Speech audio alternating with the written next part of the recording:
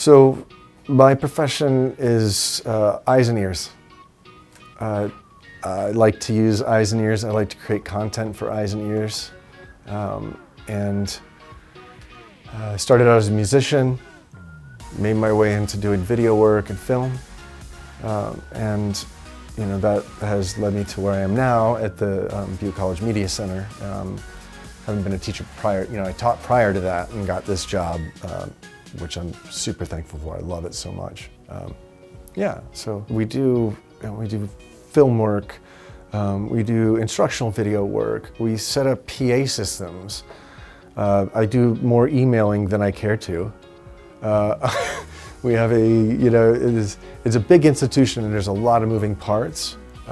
So I would say that probably 75% of my time is doing, you know, the cool, fun stuff. And the other 25% of the time is like me pushing through to do the other 75%. You know, like it's a job. You got to do what you got to do.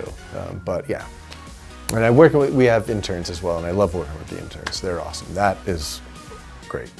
Being exposed to movies as a kid, you know, like watching movies over and over, I feel like I can call myself a true cinephile in that even like the shitty movies, I still love them. You're right? Because like a bunch of people put a bunch of time into it and they release something. And maybe I don't care for the content that much, but like I respect that, you know, I respect that. And so, yeah. You won't ever really hear me say I hate a movie. My education started at Colorado State University, the real CSU. No offense, California. So I was there, I did that for too many years. I was there for like 5.5 years, studied a bunch of stuff, you know, from like pre-med to computer science, then just landed on psychology and studied psychology with a focus on sensation and perception, which, you know, is eyes and ears. That's what I just really love learning how they worked. You know, I think the struggles that I've endured getting to, you know, where I am now, so, you know, it's always like, there's always the you know, how many zeros in the bank account, you know, and if there's like an actual number in front of those zeros, you know, that's always one, I think, for everybody. In the department I'm in now, it's media for distance learning. Started as a media department, and then when COVID hit, the needs changed tremendously because now we've got distance learning. So they kind of reformed this department, and ever since, you know, the COVID thing is lifted, we've maintained that name for this because it works really well. We create content for instructors. We're students first. The whole, like, Butte College is, like, that's the #1, the mantra is students first. So everything we do for the students.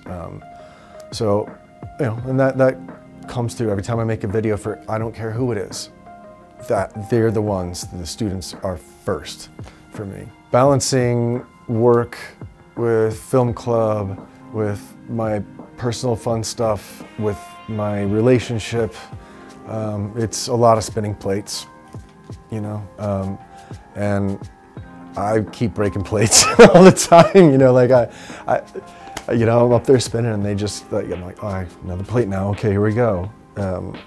This job is a lot of hours. I'm up early, I'm here by 6. I usually leave 5:30, you know. Here by 6 by choice. The thing that really got me going was I was doing music, and I decided I wanted to make music for commercial purposes, commercial use. That'd be fun. I know how to do this, and then I could make money. And I wrote a piece of music for New Belgium brewery. They had a beer called Skinny Dip.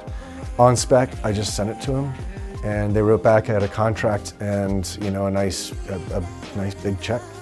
And then I was hooked. I'm like, oh yeah, if I can do stuff I love and make money, I'm just here. I might just ask questions and hear what they wanted and try to tie it in and keep them engaged.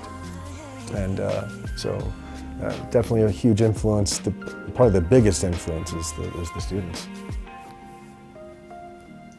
When I was doing my website, it was really because I was putting together a portfolio. And so I culled through just, you know, decades worth of stuff. decades. Which is weird to say. You know, from music to like imagery to photos to like, you know, terabytes of video content that I'd done over the years to find this stuff. I wanted to have a repository for that place, so I could, you know, put that on the CV or the resume and say, you know, go. And it worked. I started doing work with AI in 2016, where I was doing like still images and style transfer stuff that I then parlayed into, you know, making still frames for each frame of a video, and kind of interlacing real elements, like real human elements, with, you know, maybe like kind of alien crazy escapes. So we have like, you know, it required a lot of rotoscoping and a lot of like by hand tedious work, and one frame could take me 20 minutes to do. But some of the visuals were generated with AI, and so I just keep that going. Like, AI is a thing, we have it now, it's not gonna go away. So yeah, I just keep up with that. Yeah, it's a great paintbrush, AI. If I were to give any advice to folks who are getting started, save money, put money aside, be prepared to not eat great meals all the time. Eat though, and just really be honest with yourself. Do you want to do it or do you not want to do it? And if the answer is you want to do it, then go do it. And meet the people, learn your craft. As a kind of quick aside, learn things like adjacent skills.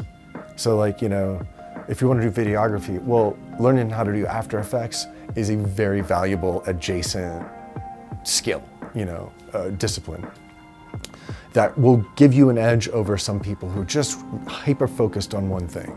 You can be hyper-focused, but kind of nudge yourself in a few other ways too, because then you're just, you know, it's like puffing up your feathers a bit, you know, like, I'm not just this little bird, I can fly a bit more than others, you know, so, yeah.